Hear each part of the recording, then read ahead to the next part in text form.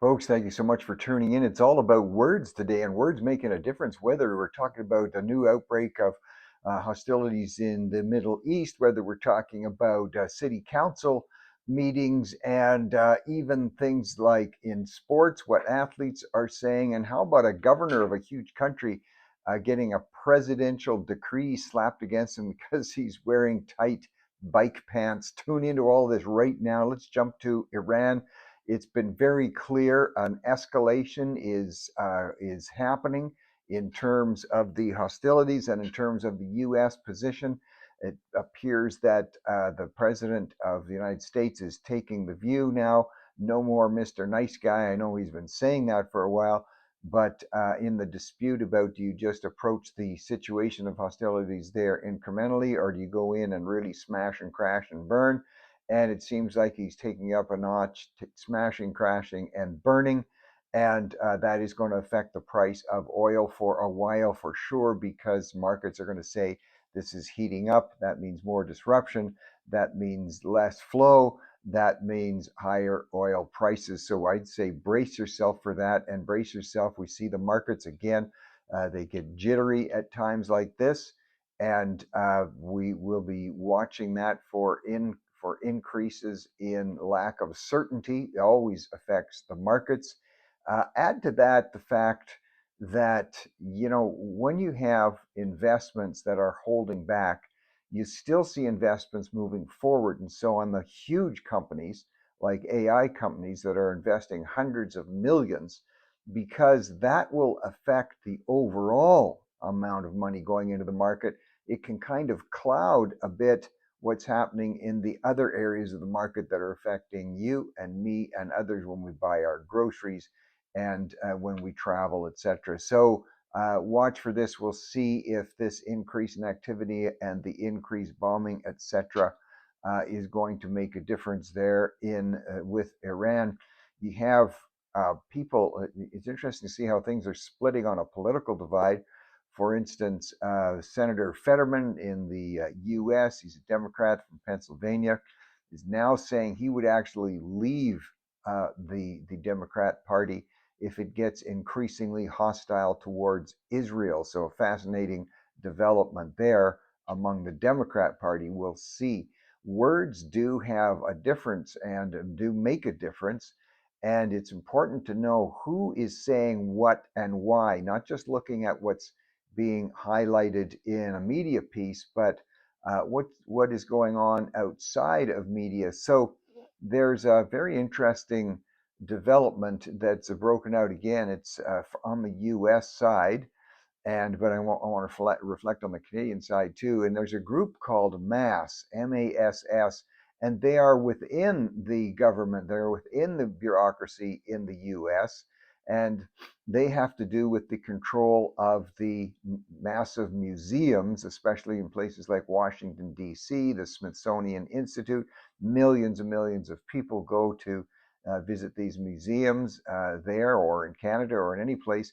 And actually, who controls the museums and what is being said there is a factor. And elected people do need to be looking at it. It's always been said, well, elected people shouldn't have anything to say about what's in museums. Well, the history is always told from the eye of the beholder.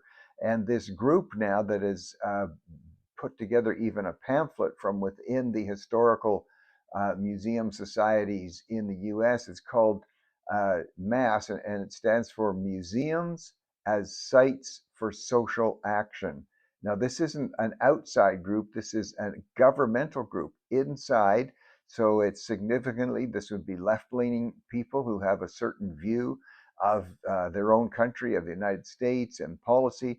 It also, these type of groups, not exactly the same, but these type of groups have influence. For instance, in Canada, the Museum of Human Rights in Winnipeg is finally being looked at in terms of how they are promoting and what they are doing, talking about, again, the Middle East conflict, how Israel is portrayed, how Hamas is not portrayed.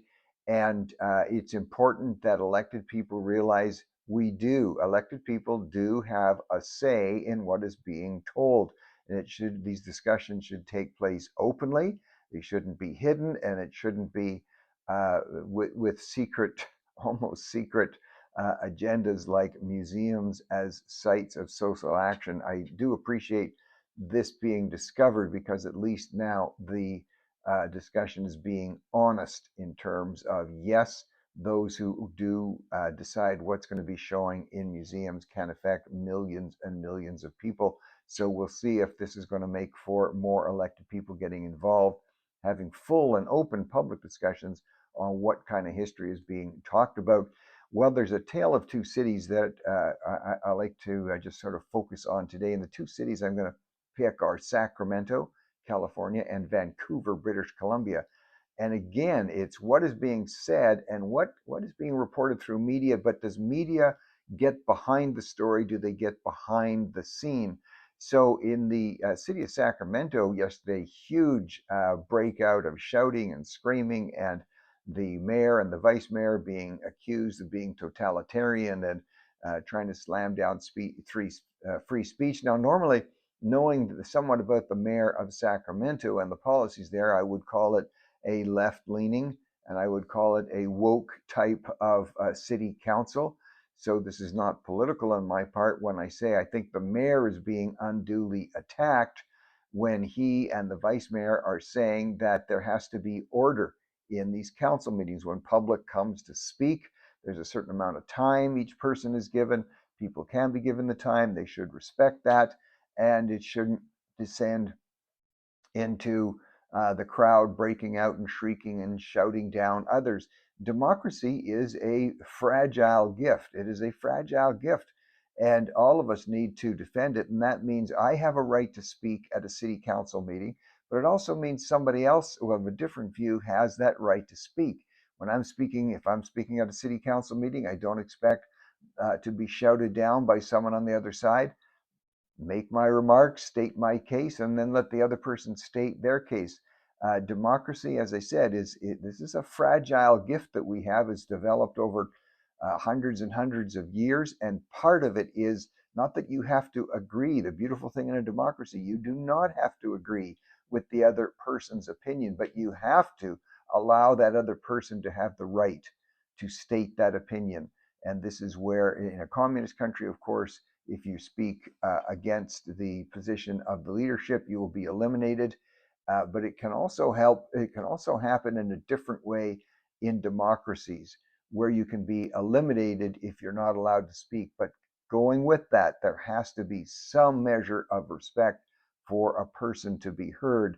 So I'm giving a little bit of support to the mayor there for wanting to allow free speech and not wanting to allow the city council meetings disrupting in shouting and screaming matches. Now, flip that over to the city of Vancouver, where just yesterday it has come out and it's a council meeting.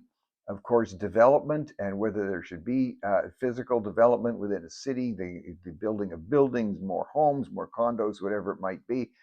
This should always be a point of discussion, and people should be aware of what's being developed, and people should be able to challenge it. However, don't just go on what you see in the headlines, because the headlines, excuse me, for a couple of days relative to development in downtown Vancouver was that people are concerned and people don't want to see it going ahead. Now, keep in mind, it's usually activists who have the strongest voices, and that somehow, if the media is not really looking into who are the voices, there can be this misconception maybe all of the city of Vancouver, all the residents are opposed to development. That may not be the case. And what just has broken out here, and it's being reported today in the Vancouver Sun and in other places, that the people who were coming forward as witnesses sharing their concerns, many of them, and they weren't stating it first, were all from one union. So there were representatives of workers' unions. And then the city council has been good enough to actually allow phone calls to come in from people who want to talk directly to council. I've got sort of mixed feelings on that. I guess it's okay, but the ability to hide who you are can be significant there. And anyways, one reporter finally started doing a little investigating. They found out the phone calls weren't even coming in from Vancouver. Matter of fact, not even from British Columbia. They were coming in from California, from union operatives in California, of all places. And then there was uh, apparently some of them were being allowed more time to speak because they had to be interpreted and translated. And a lot of people thought, well, this is just local Vancouver people and they don't speak English, and so they're going to get translation. It turns out that the interpreters weren't even maybe true interpreters. They were just stalling and taking up time, and the whole thing began to descend into a bunch of arguments as it was gradually revealed that the majority of the audience was stacked. It was the union, called Unite Here. It was Local 40. And again, I just raise this. Of course, they have the right to make their views known. But if we don't understand and know who's doing the speaking, and if we are not, if you, as a citizen, whatever city you are, if you're not prepared to speak up on issues that are of importance to you, then you kind of, shouldn't cry too loud when somebody else's view overtakes if you have not been able to have that lesson. So, um, be there at meetings where it matters, be aware, and be fair when you are speaking up and addressing these issues. As far as media and addressing issues tonight, you may want to be watching on the news because President Trump is returning to the White House Correspondents' Dinner. You remember back in April, the whole dinner had to be shut down as a terrorist ran through the place and shooting and firing a gun, and the whole thing collapsed and people were evacuated. It turned into mayhem. And Trump, to his credit, said at the time he will do this again. So people will be watching. It's going to be fiery at the White House Correspondents' Dinner for sure. And we just hope it's not fiery in terms of terrorism related activity. So watch for that tonight. Well, I was one of the first. I think if you go back and look at over the last week, talking um, about Sophie Cunningham, the very good basketball player playing for the Indiana Fever, and being pressured for a long time to come out with her statements relative to trans biological men playing in the WNBA. And she made a very straightforward statement. I talked about it, one of the first to talk about this, and then last week, and now it's on all the major networks. And she is getting torn apart simply for saying that she believes biologically born men should compete in their own category. This is something that needs to be explored more, because the excuse that we often hear from the trans community is that uh, a trans athlete can't compete. It's not fair. Yes, they can. You can establish a trans league. I think there would be great support. I think there would be huge turnout. Look at the turnout you get for gay pride. Look at the turnout you get for trans parades. There would be huge turnout, and let the trans community, I would support that. I don't want to support it with tax dollars, but I would support 100% them being able to express themselves on the playing field and the athletic field in their own league. And it's also interesting because this issue of biological men competing against girls and women, and biologically born men being able to go into washrooms and shower rooms where there are girls. That's what we call an 80-20 issue. Actually, some people call it a 90-10 issue. The overwhelming majority of population is against that. They don't want to see that. But the fear, I call it FOZO, fear of speaking out, is huge, because immediately, and look what's happening to Sophie Cunningham right here. She is getting trashed and the media attacked everywhere. Some of the nastiest things you can imagine being said by other women, it's unbelievable. And so on this area, just like I was talking about with showing up at city council meetings, people need to show up on this issue also. Otherwise, it will become predominantly going the other way. And you show up respectfully, you speak respectfully, you talk respectfully about adults having the right to choose how they want to identify. They don't have the right to tell me how I have to refer to them, but they have the right to use a pronoun of their choice. And kids need to be protected. And again, we've talked about this before. Premier Danielle Smith in Alberta is the clearest on this of any of the premiers across the country, actually, stating the position very clearly. Anyway, we'll watch and see what happens. But the overall message that's emerging, I see it through the news today, is speak up, be there, be aware, and also be respectful when you're speaking. It appears that, and this is understandable, women express themselves. I know I'm going to get in trouble for this, but overall, as a characteristic in a group of women, expressions can be different than in a group of men. And the issues, for instance, that arise in the WNBA are issues that would not arise perhaps in the NBA. A very good WNBA basketball star by the name of Carla McBride, or Kayla McBride. She plays for Minnesota.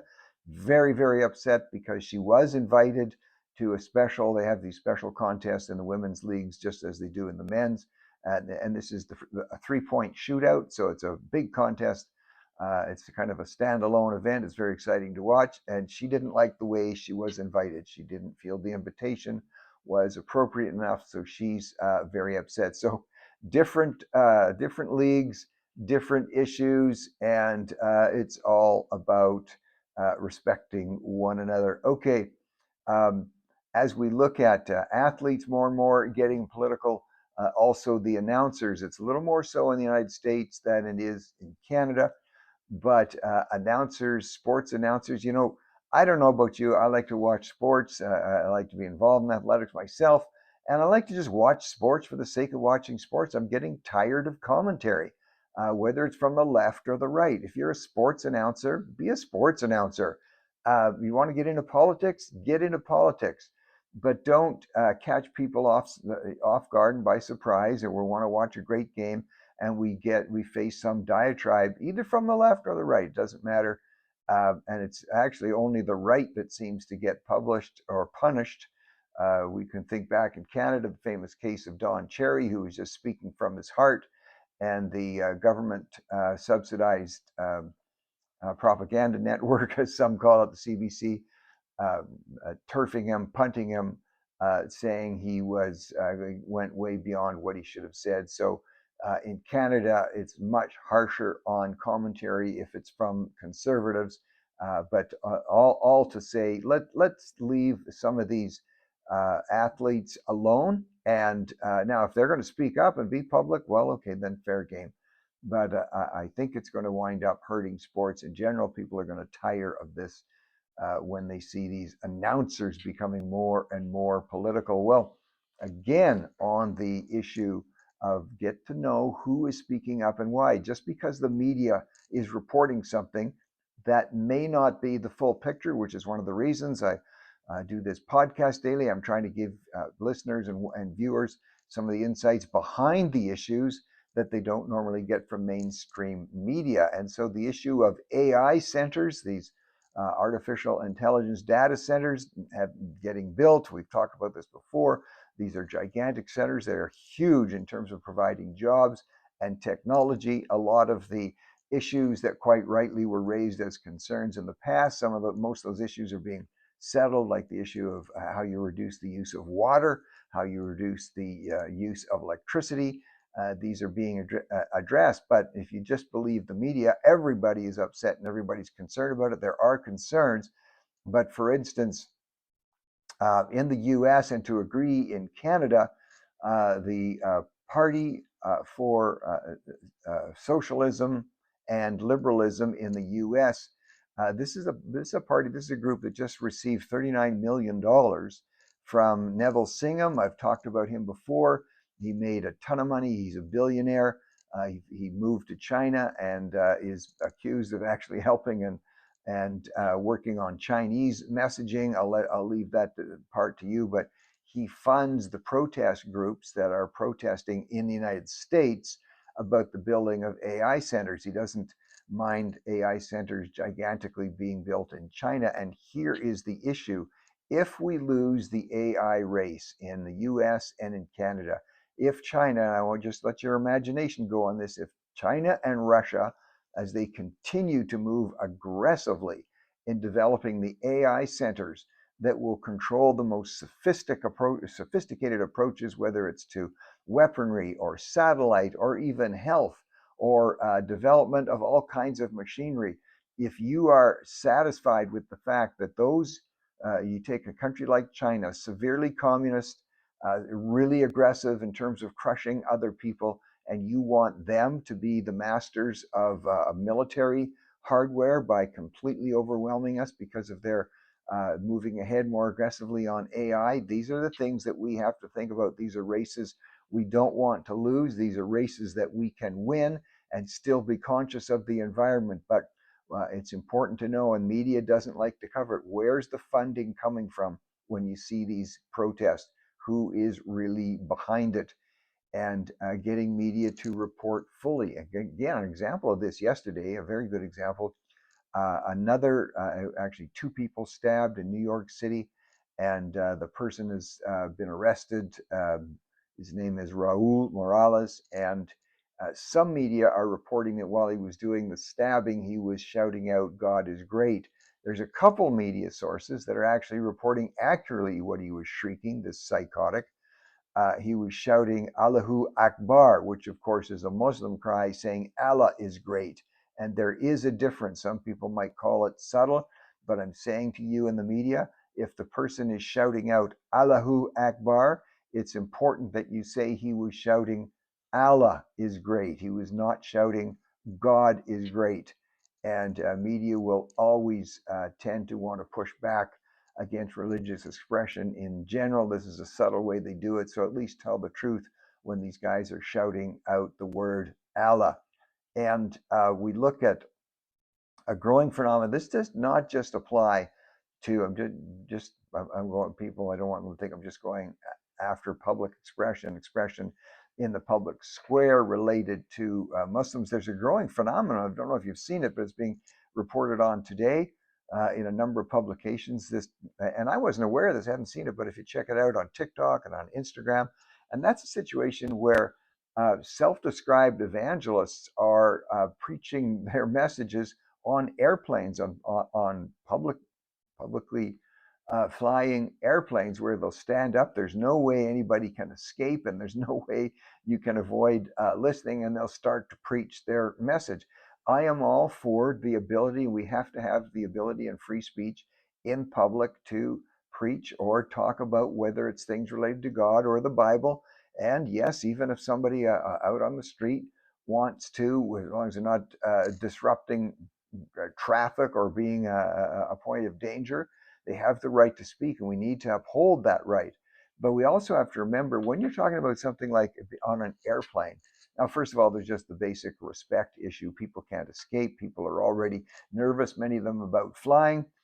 A lot of these, we're hearing some of these evangelists are taking use of that by saying, hey, we got people who are scared they're going to die, so now's the time to preach a message on death. Listen, no problem preaching a message on death. We're all going to face that one day. But in these, not just confined spaces, but remember, airlines, airlines are, yes, they are used by the public, but they are privately owned, even if it's a public market. It's like a restaurant. It is privately owned. It is private property. Restaurants are responsible for those who are in the restaurant. Airlines are responsible for what's going on in their airplanes. And somebody standing up and claiming the Christian right just to preach and teach anywhere, that you're kind of bordering on something that isn't quite accurate there. And when you have these situations happening and people going beyond and pushing the limits, unfortunately, then you get the politicians involved. You don't want politicians involved on this, and they'll start slamming down free speech everywhere. So to my friends who feel it on their heart to be on a plane and preaching and evangelizing, maybe if the person you're sitting beside wants to engage in respectful conversation and it's mutually consensual, then go ahead and do that. But this phenomenon is going to raise concerns. So please, let's keep that in mind. Also, along the lines of getting out messages and getting out words, the Oil Sands Alliance is finally, they've had some good publications in the past, but they need to talk about the benefits of the oil and gas industry. They need to be talking about how lives are saved by the millions around the world when refined liquid natural gas is burned in a place like China instead of China's massive coal plants. They need to talk about the fact that liquid natural gas getting to Europe so that European countries can buy that product and not finance Putin's war by having to buy from him. So the Oil Sands Alliance, they're stepping up and realize don't just talk about the financial aspect, the financial benefits. Financial benefits are huge, of course, to any country that has reserves of oil and gas. People love to talk about Norway being a socialist country and it has oil and gas. Norway is not a socialist country, but because they have huge resources of oil and gas and they allow the private sector to develop those, therefore the revenues to government are significant and they can have wonderful social programs because they have allowed the entrepreneurial, innovative side of the industry to produce positive products for everybody. So keep this in mind and tell, for those of you who are in the oil and gas sector, tell the whole message, how you're actually helping the world, helping countries, helping First Nations, and get that whole message out there. Well, we talk a lot about, and quite rightly, how Islamic countries are so oppressive and overbearing on women, and they are. There is no question about that, and I say that to my Muslim friends without backing away, and especially in the area of what they require women to wear in public. And even when I was in Saudi Arabia, the number of times I've been there, and you can't get a much hotter place on earth. And it can be around like literally 120 degrees in terms of Fahrenheit, and stifling hot. And yes, and yet women are forced to dress. Some people have nasty names for it, but those black body bags, so called, and forced to wear the headgear, and it must be stifling under there. And so it's good to see that, not good, but it's balanced to see that in some Islamic country, it's not just the women that are being taken to task. In the province of Ardahan in Turkey, the governor there has just faced a presidential decree. Erdogan, the president of Turkey, who's pretty severe when it comes to Islamic policy, has come against the governor. Governor's name is Mehmet Sikiki. Sorry, Governor, if I didn't pronounce it, but I do feel bad for you because it appears the governor was promoting bike riding, and Turkey has some wonderful bike races and bike challenges. And of course, he was wearing bike pants, which are kind of like, spandex, and presidential decree coming out against him saying he should not have been wearing tight pants while biking. He's got to go with baggier pants. So it's not just the women that are facing this. Another severe area, a real concern, and this is being reported in the publication Agenzia Fides in Europe, where the former Finnish minister, that's a minister from Finland, and no, she's not finished yet, Päivi Räsänen, is taking an appeal to the European Court. She was tasked and been charged with a number of violations because her church had a pamphlet relative to marriage and sexuality. And in that particular pamphlet, they talked about what the Bible says about marriage, what the Bible says about sexuality. And as a parliamentarian, she's been charged. And this is going to be, if they lose that course, that's going to be a severe strike against freedom of speech. So we'll see how she makes out as with her appeal to the court there. Probably a good word coming out in terms of, as you can see pretty well the whole day here, we've talked about around the world stuff just coming out today and yesterday relative to speech. At the ongoing, the Federation of Asian Bishop Conferences is on right now, and they had one of their speakers, they invited Catholic priest by the name of Thomas Halik, and he is talking about how churches and church community truly need to be places where people can hear about how to live and hear about the challenges they face, but hear about all aspects of life and about conduct.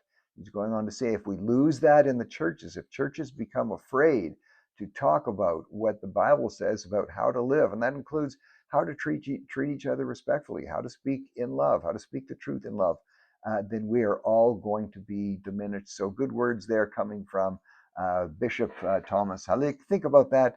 All people should have the right of any religious persuasion to speak and to speak. And the more we speak in love and respectfully, there's times we've got to be strong in our speech, but let's think about others as we speak the truth in love. Thanks for tuning in today, folks. Catch you tomorrow.